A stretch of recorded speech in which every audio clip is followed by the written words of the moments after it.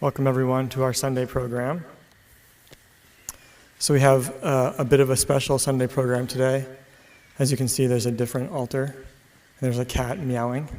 We don't normally have cats meowing in here, so. We'll be doing Sujiki ceremony, which we do once a year here. And Sujiki is historically a ceremony where we honor hungry ghosts, which you can think of hungry ghosts in many different ways, but one way to think of hungry ghosts is the energy of craving that we have in us and that other beings have. This energy of craving and desire that's not quite ever actually satisfied by getting things outside of ourselves. So hungry ghosts are historically depicted as beings who have a big belly but a tiny little neck, so they're never actually fully satisfied. Their hunger is always there. And of course, we all have that energy in ourselves, and it manifests in many different ways, like on the altar. So we will have a ceremony later in the Sunday program, but we'll start with just interacting with the altar. So we'll all get a chance to go up to the altar and look at it and spend some time with it, a few moments.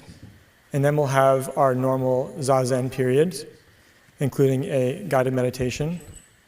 And then we'll have the official ceremony after that.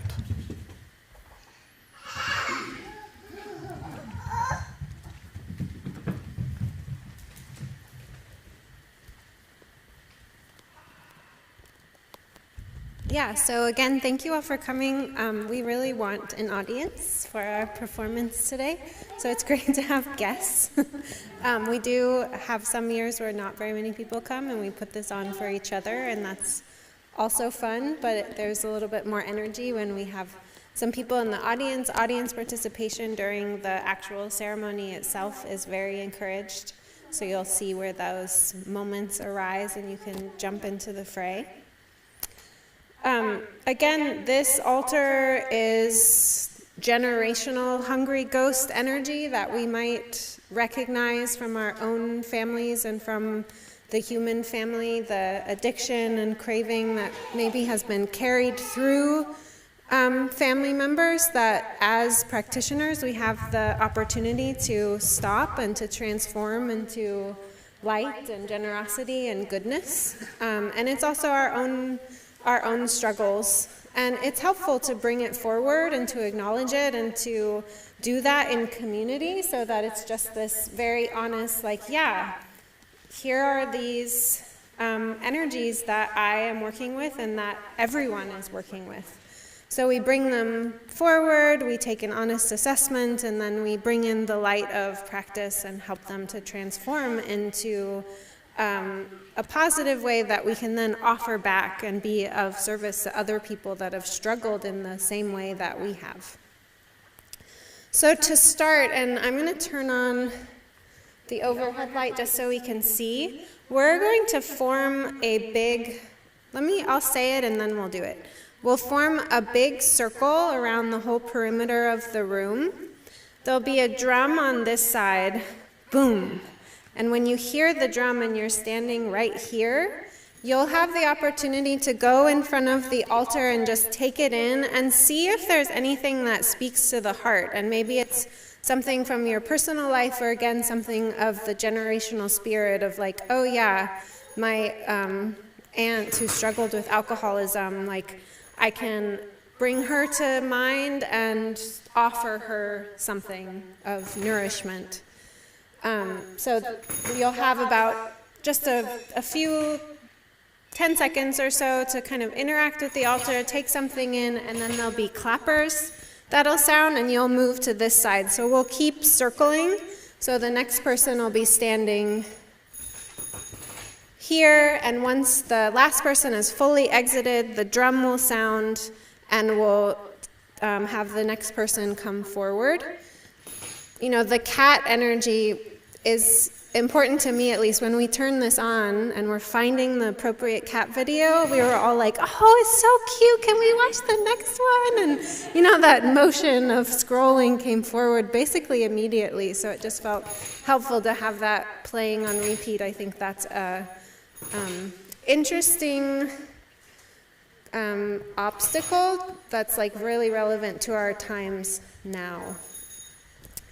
We'll also be singing Song of Boundless Compassion, and it's a short song, and we'll sing it a number of times, so if you don't know it, you can just join in as the song progresses.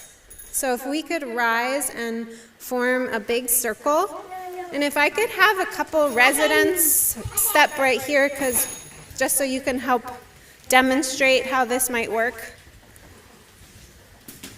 Yep, and you can go around in front of the altar. It's okay. We're going to make a big circle. Buddha's covered. They won't know that we're standing in front of them.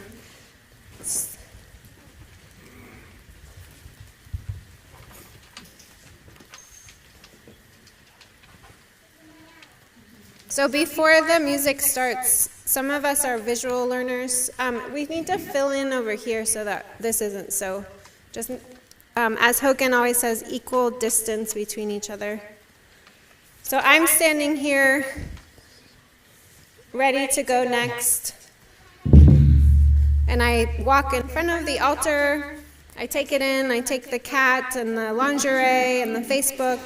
I just notice what speaks to my heart. Clappers, bow, and then step over here and the line will keep moving. And then once the drum sounds, the next person comes forward. Stands in front, clappers, bow. Do a nice bow in front of the altar. If you forget any part of this, it's okay. And then we'll keep moving. Any questions about that? Well, he'll get it. That was just an example. Here, you can go back and you'll start. So we'll officially start with, is there a doan over there? John, could you doan for us? Bong, bong, bong, gots.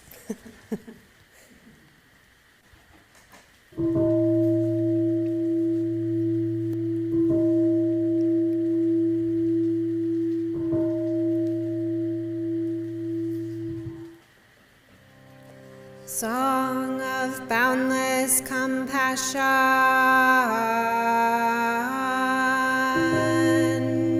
hearing the cries of the world, awakens the Buddha right here. Is Buddha the source of compassion?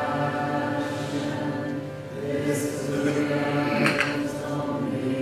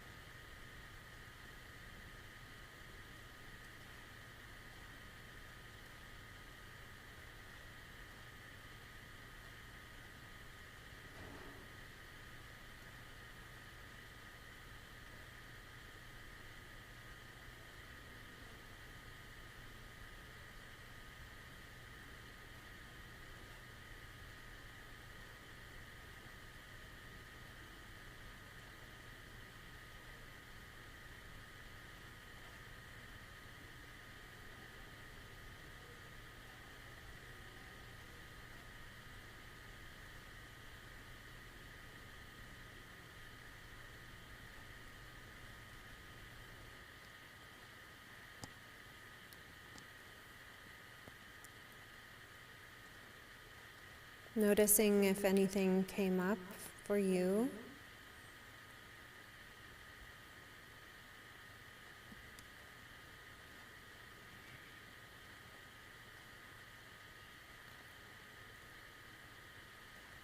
From viewing the altar, images or feeling tones, memories, sensations in the body.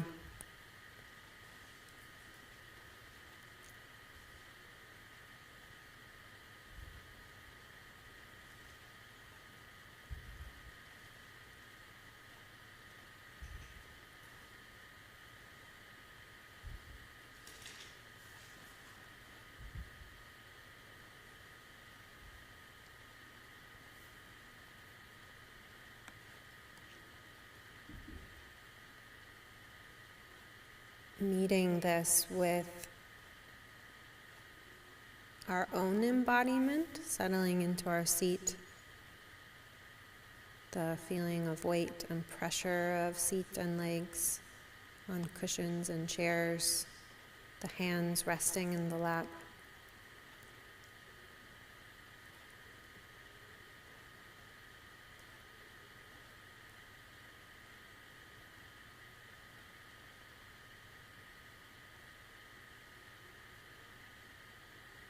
Relaxing the body on the exhales.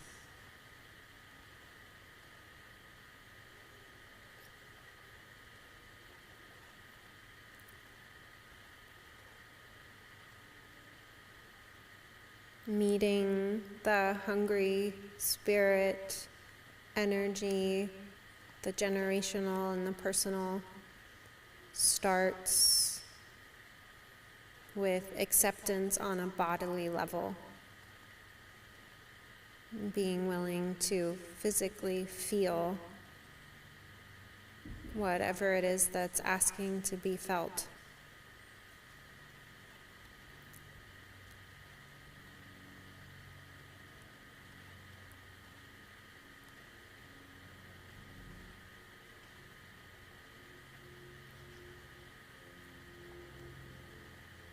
Meditation is a practice of meeting our life directly, not turning away.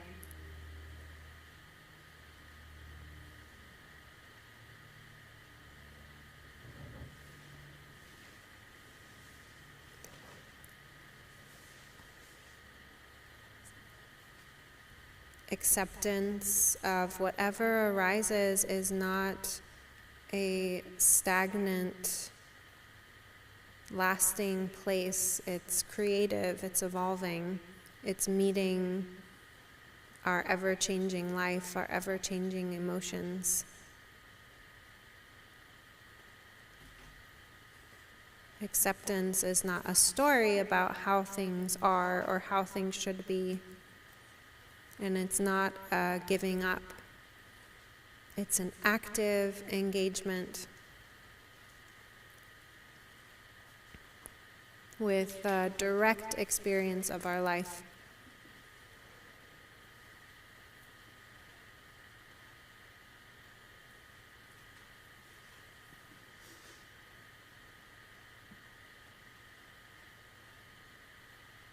Settling into our seat. Exhale as balm, relaxing the whole body at once.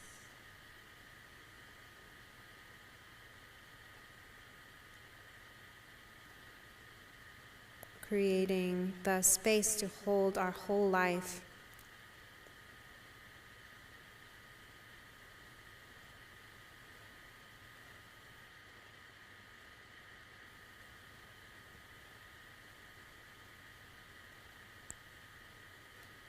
Unveiling the intricacies of the human experience.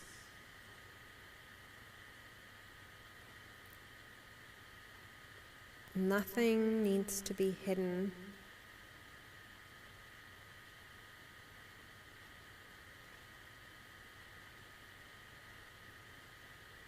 And in this unveiling and in this practice of opening up our experience to warm regard for whatever's happening, transformation is possible.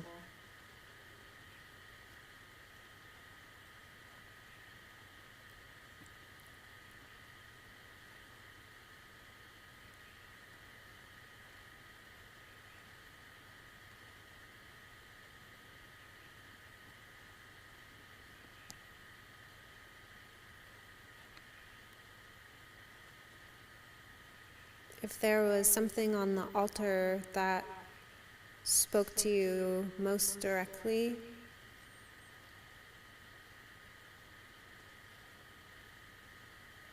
maybe bring that in for a moment.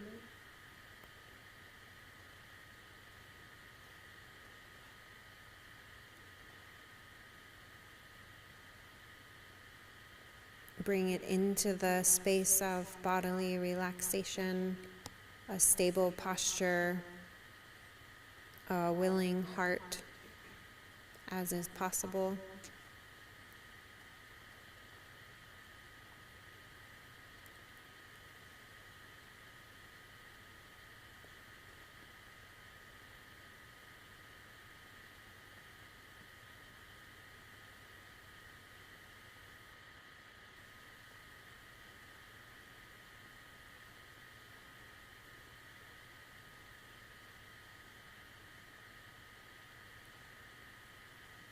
And some people are very imaginative. You might imagine a demon or your inner child or some being that craves, that longs to be satisfied and is deeply confused about how to actually go about negotiating that need.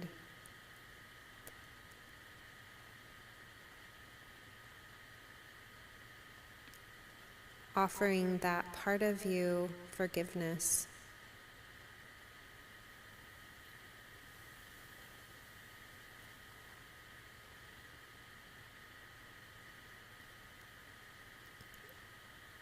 Reaching your hand out,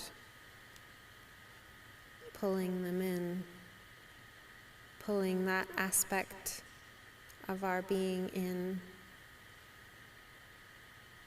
Can we offer a warm embrace to even this?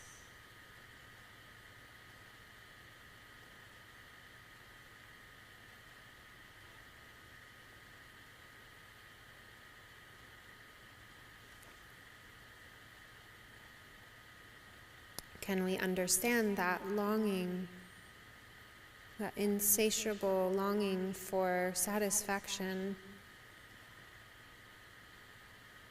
that craving that we all feel, that craving to escape our experience, and we're looking desperately for something that will help us do that, to escape what we perceive as uncomfortable.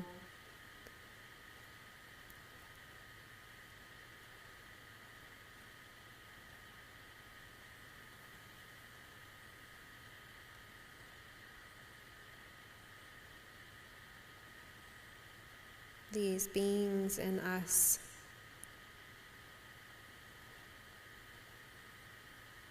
that so long to be happy,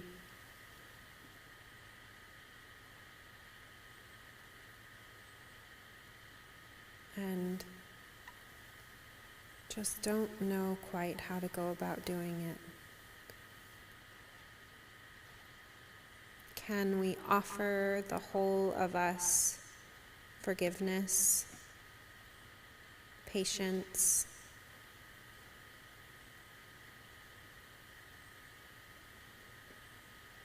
and an element of determination, confidence? We do have the capacity to transform.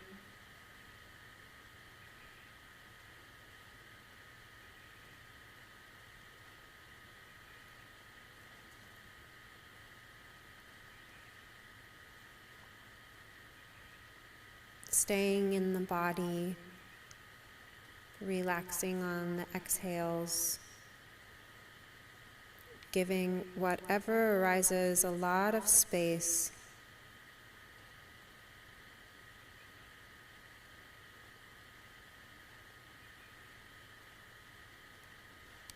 Even if the mind is quite tangled or lost in thought, stay tethered to your own embodiment.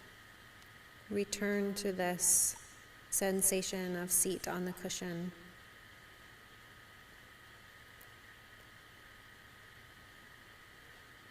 Hands in the lap.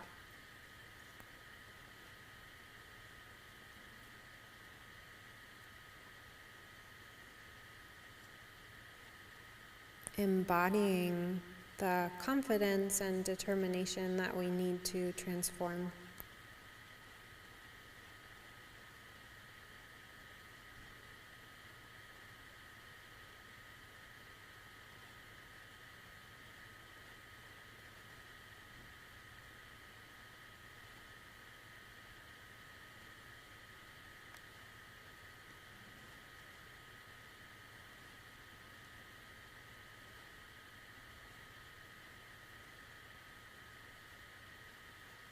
And it's okay for the heart to break.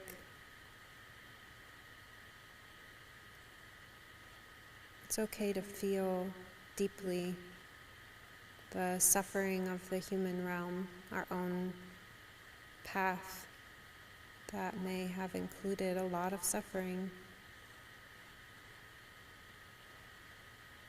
We are not interested in escaping from feeling deeply. That too is a hungry ghost energy, that desire to escape.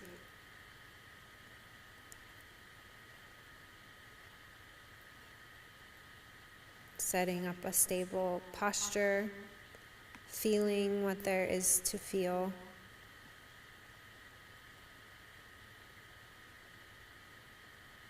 Neither encouraging nor turning away from thoughts and emotions that arise.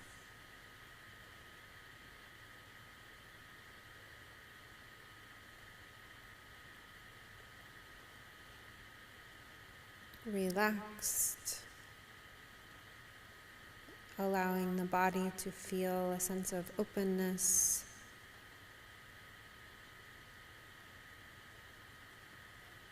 This engagement with our physical openness, instructions for the heart and mind to follow suit.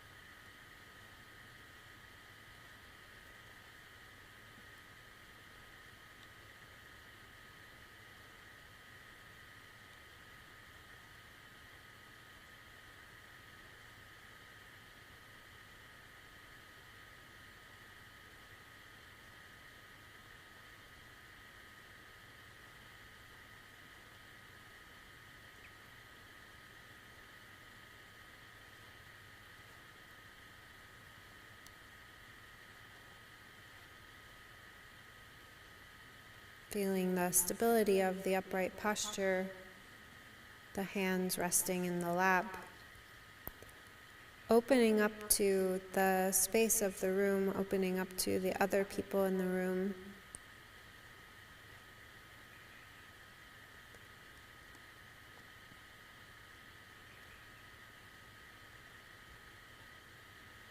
They too have had many struggles.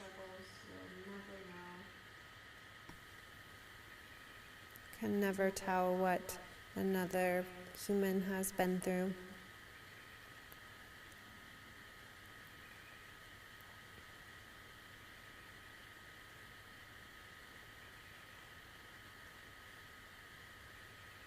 Offering warm regard to our own hungry heart.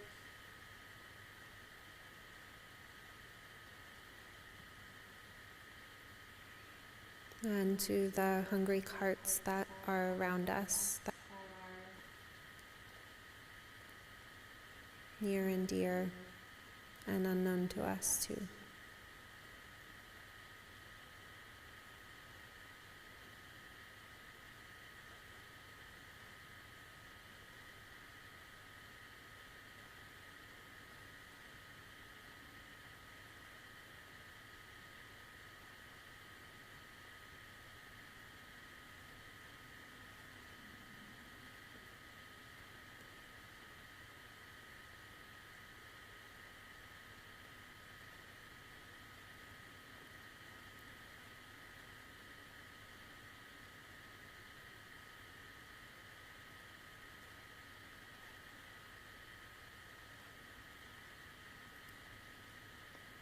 Opening up to the other people in the room.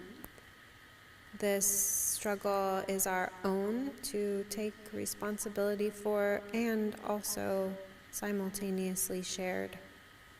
And we don't have to do it alone.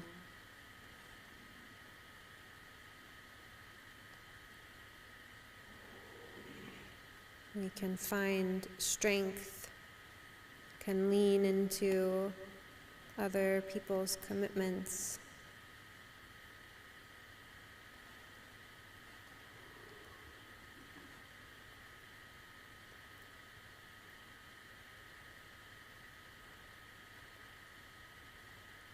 And come together for the sake of the greater good.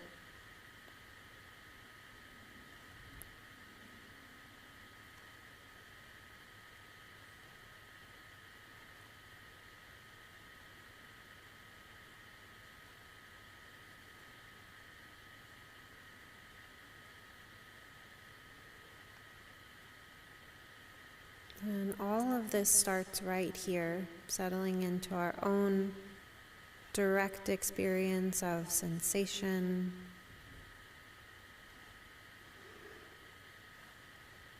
this body, this sight, these smells, these thoughts.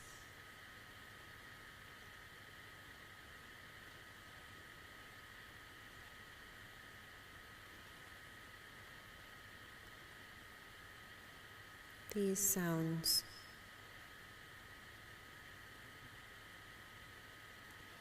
Transformation doesn't happen somewhere else. It's right here, right now. Starting with the stable, upright posture.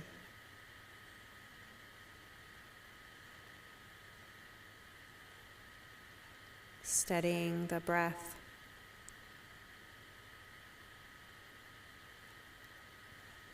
Staying in contact with sensation of seat on the cushion, hands in the lap.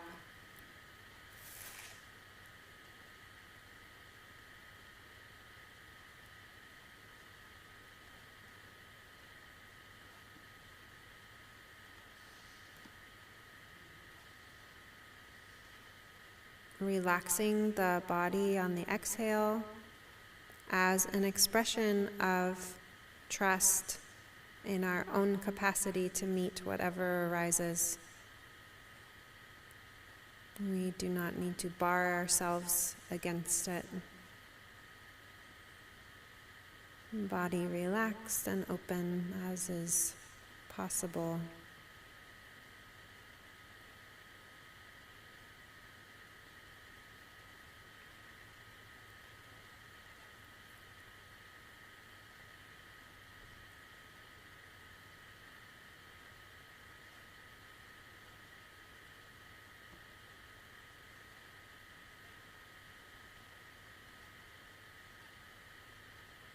Have confidence that you can meet the next thing.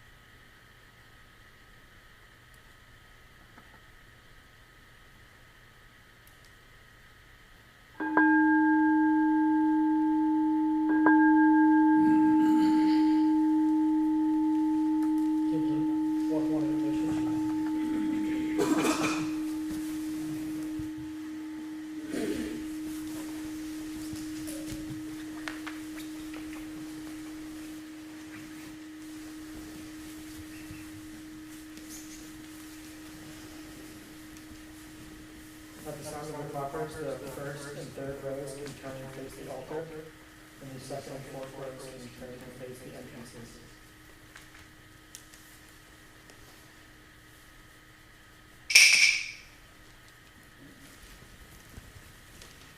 So begin with slow walking meditation.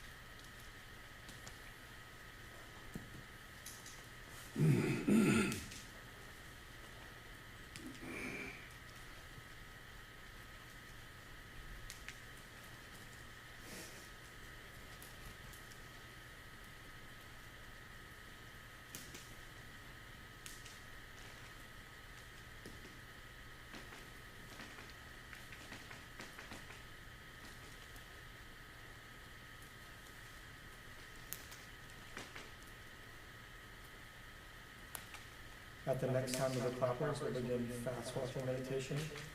Feel free during this time to use the bathroom or get a drink of water, and then just join back to your place in line.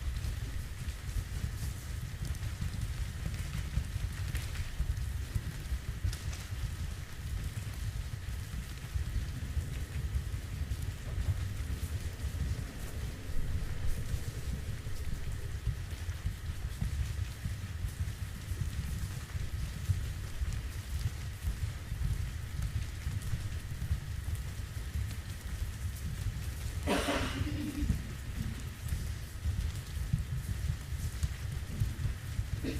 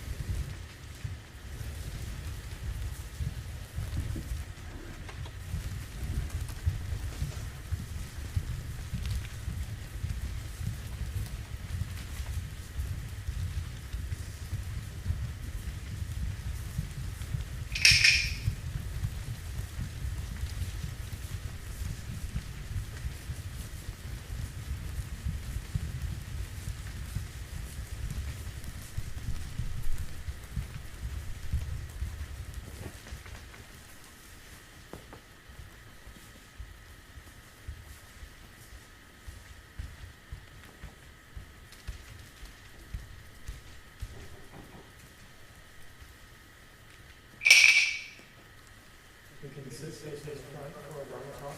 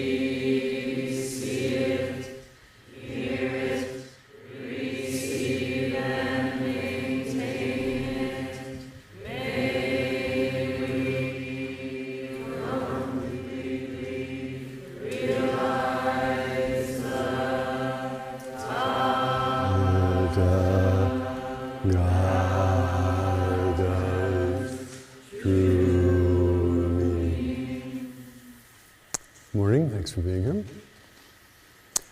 There's always, the what and why of things, there's the how of things, and there's actually the doing of things.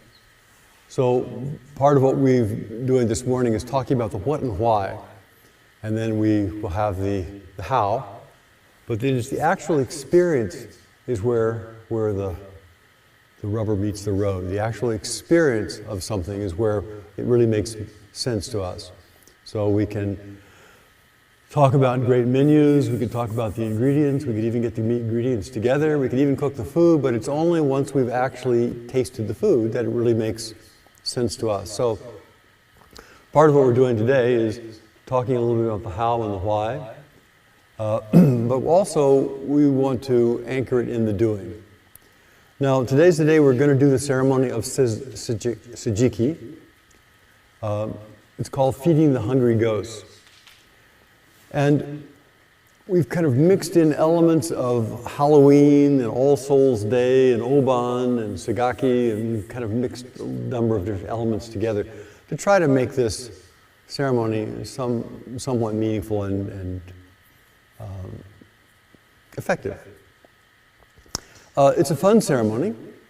So that's part of it. We get candy, we get costumes, people get to dance around, and so part of the whole ceremony is a ceremony of inclusion, including bells, and including whatever happens. It's also a ceremony that just acknowledges the different dimensions of our lives. Now we have this altar back here, this sort of inverse altar, this anti-altar, which usually with an altar, it emphasizes the clarity, the great, the expansiveness, the beauty of the Buddha and the Bodhisattvas, and we offer candle and incense and all those good things. But there are parts of us and parts of humanity that are actually averse to that. If something is too good and too pure, there are people who don't want to come around. And so, if you're going to go visit the Dalai Lama or you're going to go visit the Pope, you put on your best outfit. You get your best bells. You want to look good. So, in this particular ceremony, it's about let's look at the other side of things. Let's make an altar that nobody's ashamed to show up in front of. Let's make an altar that nobody is embarrassed to look at. Let's make an altar that will attract the very parts that are repelled by goodness and purity. And so we make kind of an anti-altar. It's a little bit of bait and switch, because we're kind of calling these parts out, and then we trick them by offering the Dharma. Very, very tame altar, as you can see, with cat videos and kombucha. I'm not sure if people are addicted to kombucha and vitamins, but whatever's on there is kind of the way it is. It's a ceremony of inclusion. So it's a ceremony, this particular ceremony is doing our best to include all the different dimensions of us. After all, the spiritual path is not an exclusive path. Certainly in the Zen tradition, it's not about let's excise all the things we don't like and try to enhance all the things that we do like. But rather, let us take a state of mind that is larger. Let's take a state of mind that is inclusive. Let's take a state of mind that can transform what is apparently negative into something that is positive and useful. Let's transform things from hatred into loving kindness. So it's a ceremony of inclusion. It's a ceremony of including possibly disowned parts, disowned voices in ourselves. Ceremony of recognition. Ceremony of recognizing that the world is filled with all kinds of things, as you know. So, now the way that we do that is we do ritual. We ring bells. Ringing bells is part of the ritual of the doing of calling things, calling these energies forth. Great. Ceremony and ritual is basic to our experience. All humans at all times, in all cultures, have had ceremonies.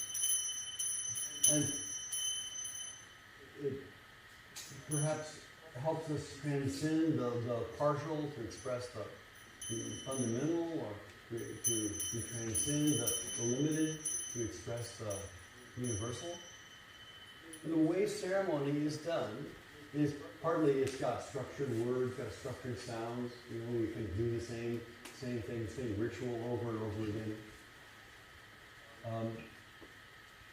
Perhaps we could say that part of the ritual, the doing of ceremony, is to make the invisible visible.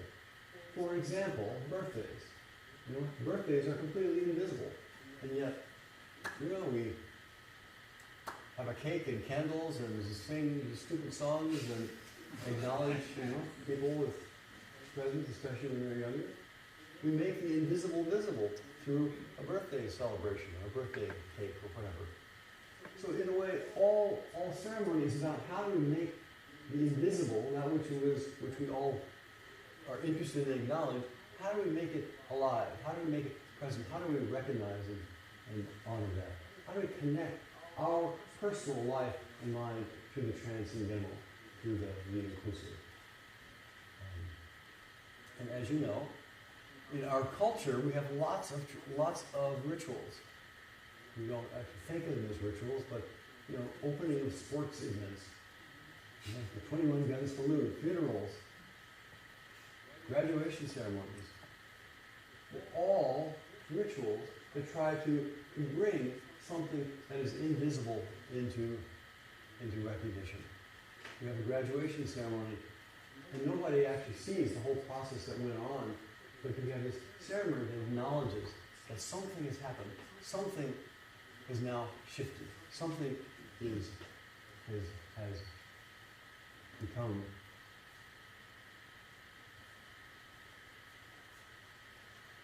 over there.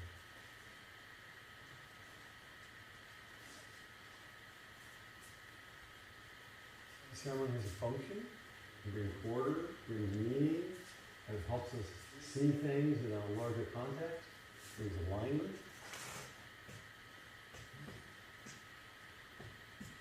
Ceremonies can help us reframe anxious experiences. There's a death, and we have a ceremony. There is a loss, and we have a ceremony. We had, after 9/11 in Portland, you know, the whole city was kind of a little freaked out. The whole country was freaked out. And there were ceremonies. There were people would get up on stages, we would talk, and we'd have prayers, and we would do ceremonies to help people reframe what had happened. It connects us through ritual, it connects us to traditions, it connects us to past wisdom, it connects us, it realigns us. So it has many different functions. Now, in religious communities like this one, the ceremonies are more explicit. We have intention, honor, acknowledge, we have action, the bells, the vows, and then we have a dedication. So we understand what the ceremony is about, which is part of what Amelia and I were talking about this morning. We have how to do the ceremony. And then we have a dedication, something that dedicates it to something larger. I often think that in our human realm, we tend to dedicate things to the transcendent. So let's think about how we offer incense. So we offer incense, we light a stick of incense, and we offer it to the transcendent. We raise it. And transcendent is nowhere in particular, but culturally, we think of the transcendent as something which is above us, which is more inclusive, which is broad. So we offer it to the transcendent, and then we bow, we lower our head in humility in face of the transcendent.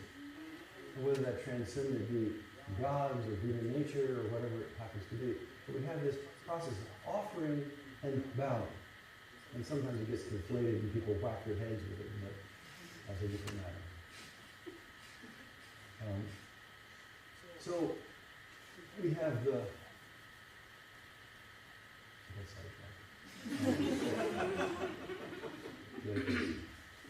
So today's ceremony is one where we've already begun, where we symbolically express the unskillful side of our life. Symbolically bring that to mind. And now, the how is in memory, in looking at images, in feeling things that are unskillful. We bring them to awareness. In the Buddhist tradition, we often talk about greed, selfishness, craving, as the source of suffering, as the source of dukkha, as the source of separation, as the source. And greed and selfishness, if you look at it carefully, is the root of fear, anger, and suffering. Fear and anger. We feel greedy for some resource. We fear we're not going to get it. We begin a power struggle to try to get it. And before we know it, we've created a war. Small-mindedness, self-centeredness, whether it be an individual or societal or global level, that craving to get what we think we've got to have for our survival is a foundational teaching of the cause of suffering. So how do we address that? First off, we have to be aware. If we're not aware of something, we can't address it. So the first thing we do is we try to become aware of what is the movement in here, what is the greed in here, what is the clinging, what am I dissatisfied with, what do I want? And try to become aware of that. Right? If we're not aware of it, then it happens just automatically. We've been grown up with this stuff. We've been habituated, we've been acculturated, we've been conditioned.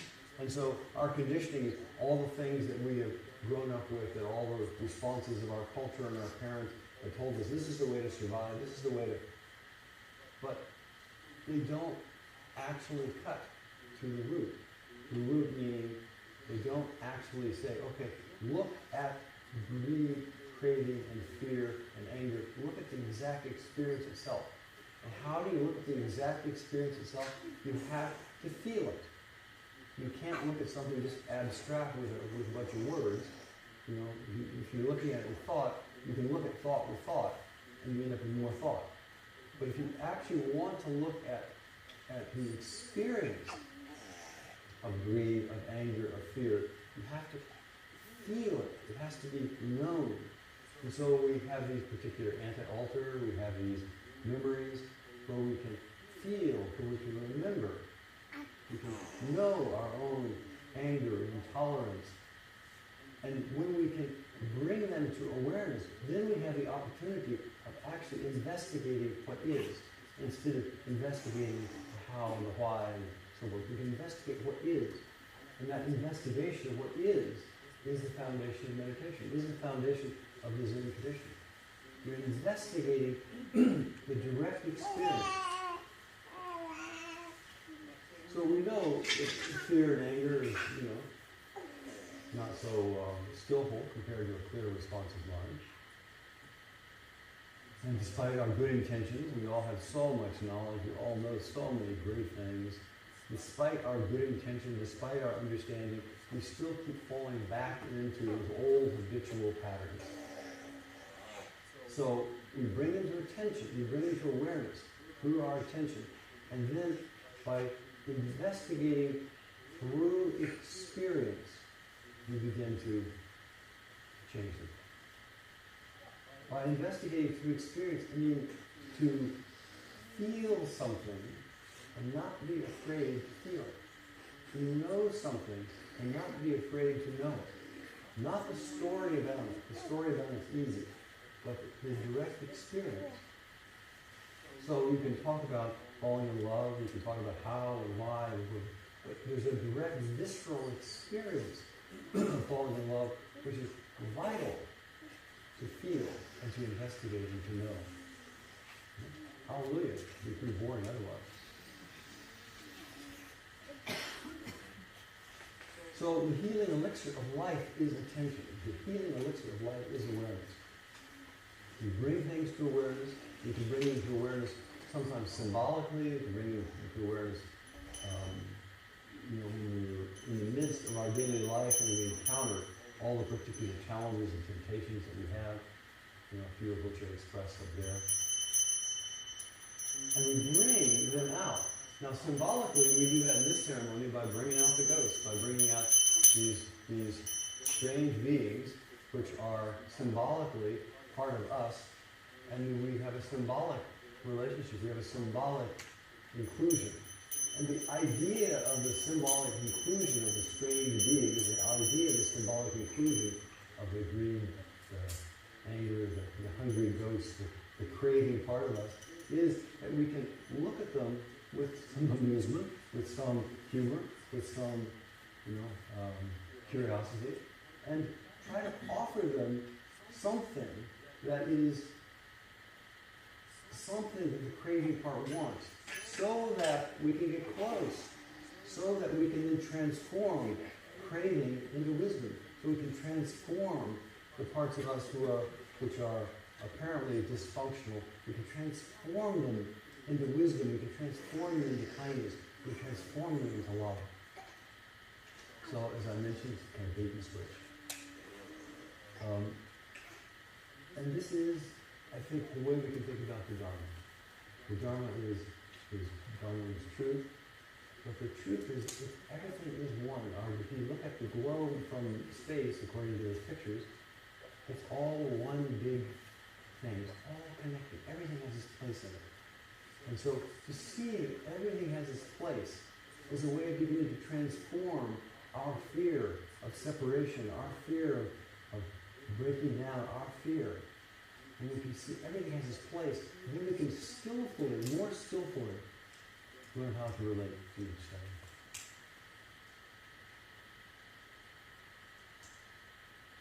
So we have this nice ceremony. The ceremony includes the candy.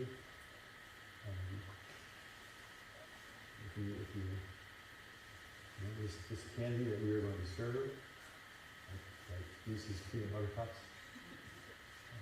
Butterfingers, this candy that has been refined so many times, so many thousands of people have put their energy into this candy to make it taste and feel exactly the way that is tempting. It's okay. So, please enjoy being tempted, enjoy the flavor of the candy, enjoy feeding the candy to the hungry ghost.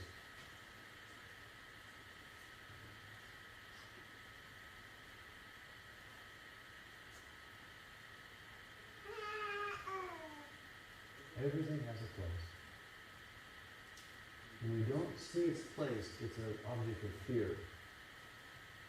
When you see its place, everything is, we respond to it.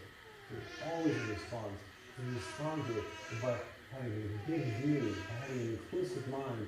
Our responses are much more skillful. Our responses lead to wholeness. Our responses lead to the inclusive nature of mind. Please enjoy the ceremony we have today. Part of the ceremony is some mantras. Mantras are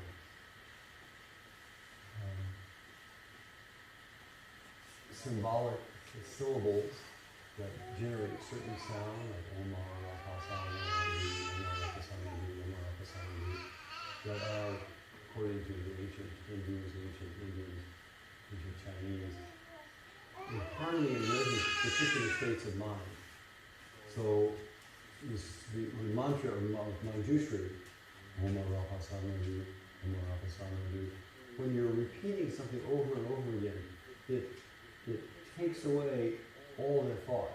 It sharpens the mind, it brings the mind, and then you have the intention behind the syllables. Anyway, it makes that more alive. So there's some mantras in here, there's some offerings, there's a dedication, because anything that we do, if we just do it for ourselves, is actually very small-minded, very limited. But when we do something that we can partake of and then we share, we offer it to everybody else, then it has a much more vital, alive, a much more influential, and much more salubrious effect on our lives in the world. So, what should we do today? Look at the friends and we'll do what we're going to do today. And, enjoy. So we can rise and stand behind our mats.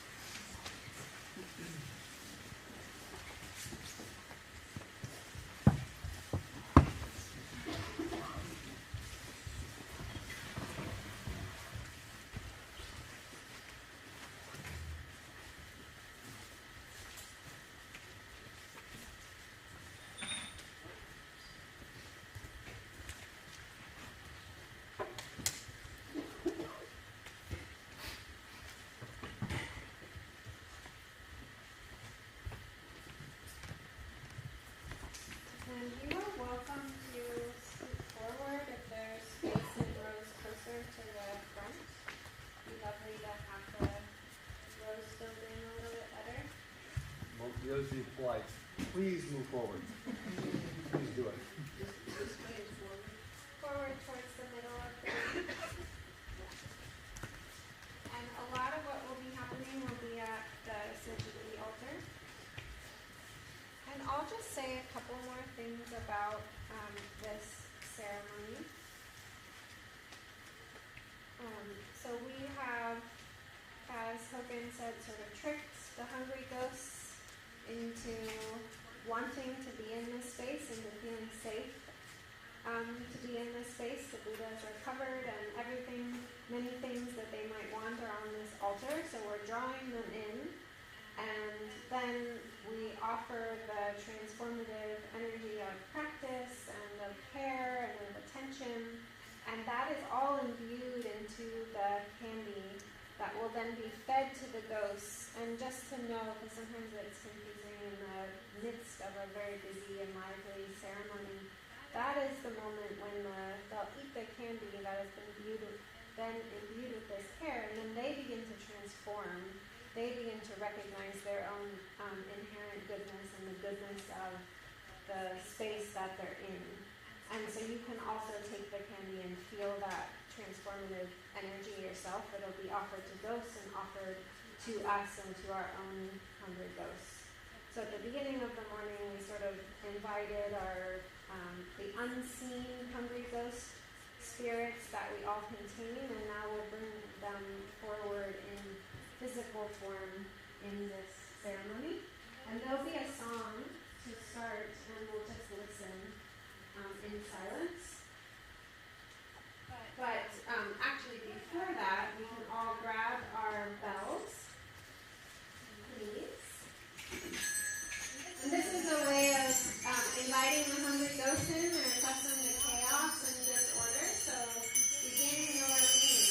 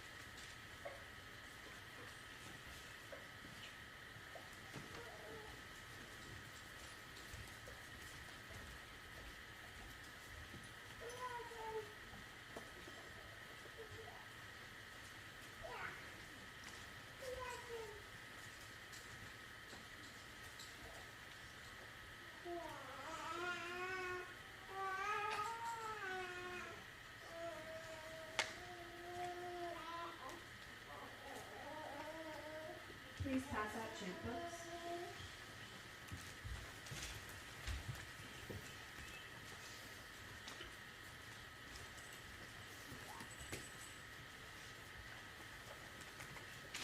Please be seated.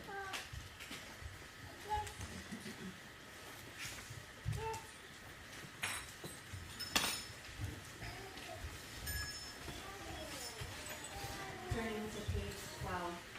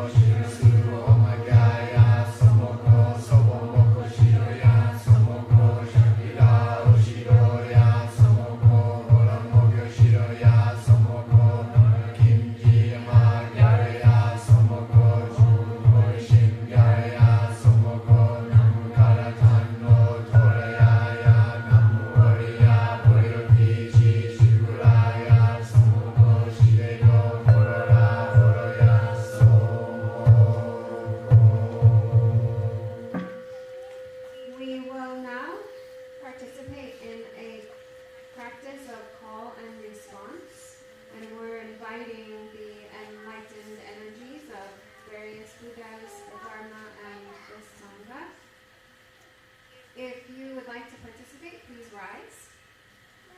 And we'll do a bow after each time we recite.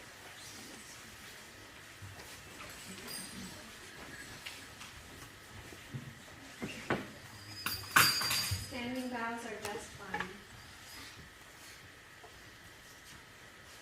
Standing behind your mat.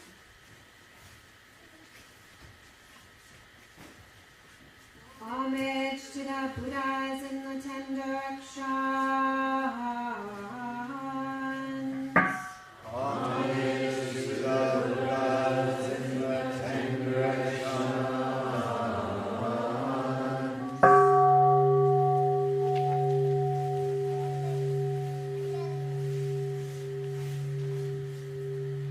Homage to the Dharma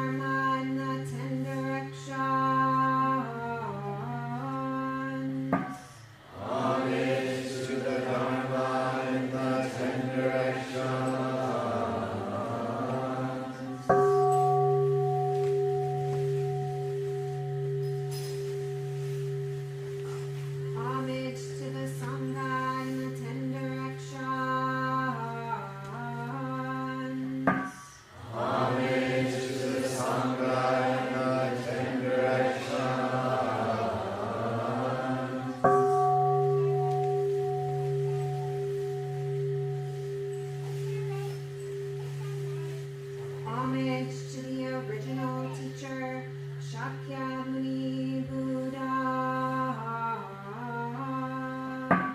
Homage to the original teacher, Shakyamuni Buddha.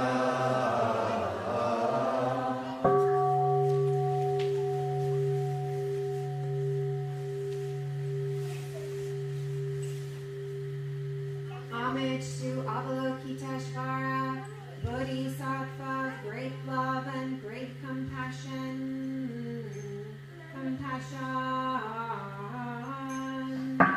Homage to Avalokiteshvara, Bodhisattva, Of great love and great compassion.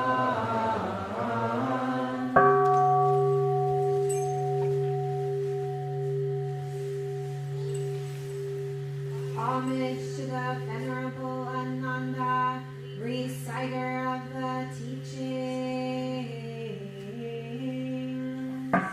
Homage to the Venerable Ananda, reciter of the teachings.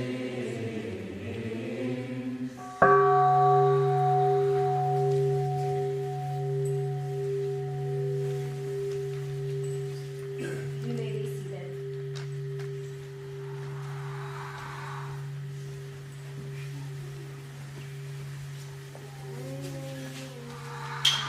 Attention!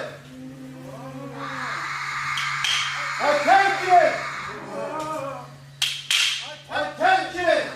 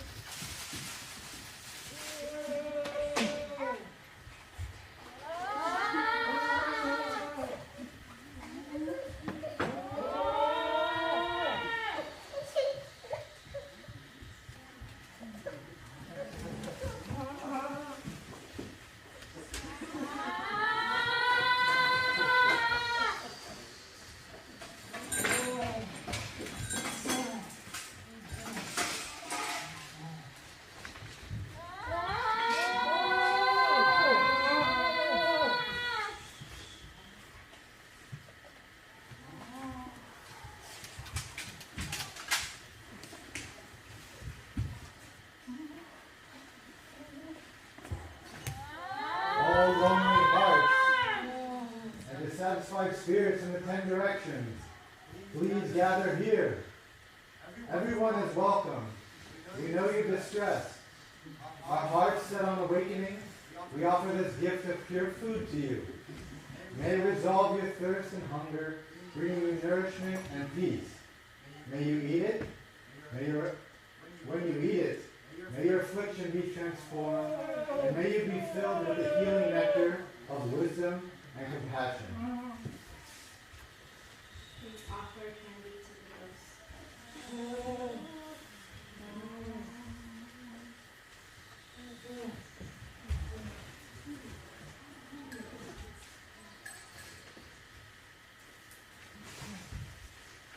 Ritual is an invitation into mystery and wonder. The officiant will now offer a dharani, a form of nourishment that cannot be met with the conceptual mind. These incantations have been handed down to us from the Buddha.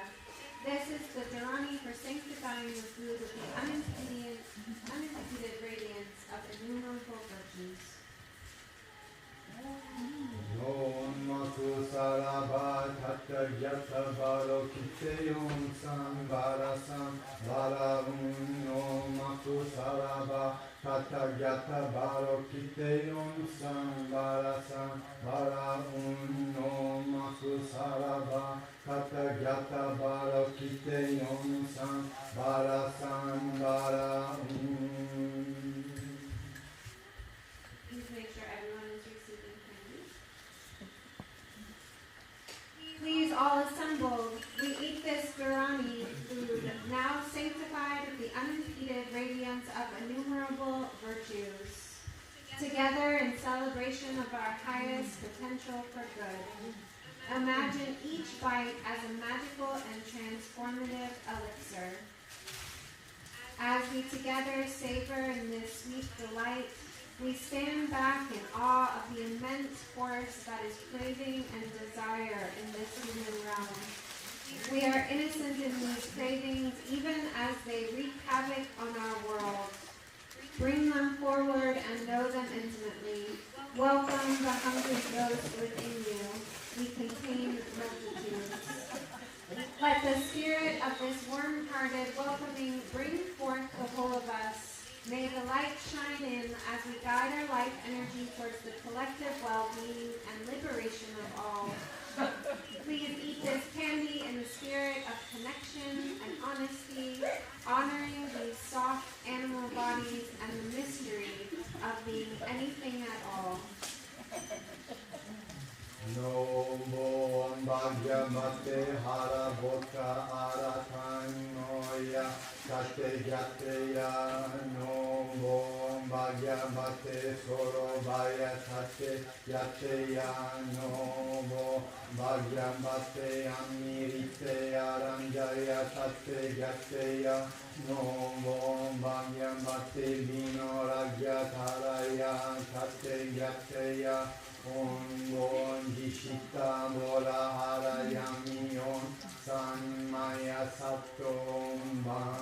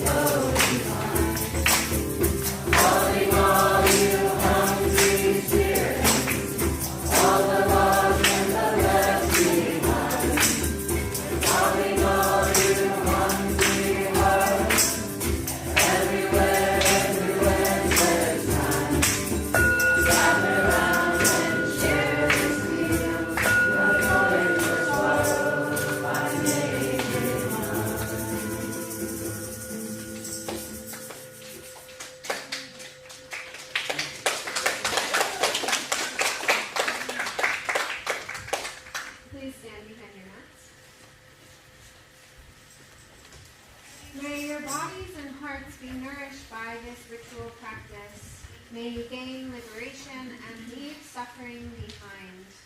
May your heart be set on awakening, and may you practice the path of liberation. May you never stray away from that path, and may you realize full Buddhahood. Om Nobo Gyambe Roshano Makabora Manihan Doma Jimbara Harabari Kaya Om Nobo Gyambe Roshano Makabora Manihan Doma Jimbara Harabari Kan Om Nobo Gyambe Roshano Makabora Manihan Doma Jimbara Harabari Kaya By this practice, we sincerely extend our love to all beings, seen and unseen, known and unknown. May the living be blessed with joy and companionship, and those who have gone beyond be nourished and at ease. May all karma be wiped out and the mind flower bloom to bring the spring of enlightenment. May any merit gained from our practice be received by those who live in darkness and fear, to those who struggle, and to anyone caught in the sea of samsara. And may we have the courage to walk the great road of this life with compassion and wisdom together.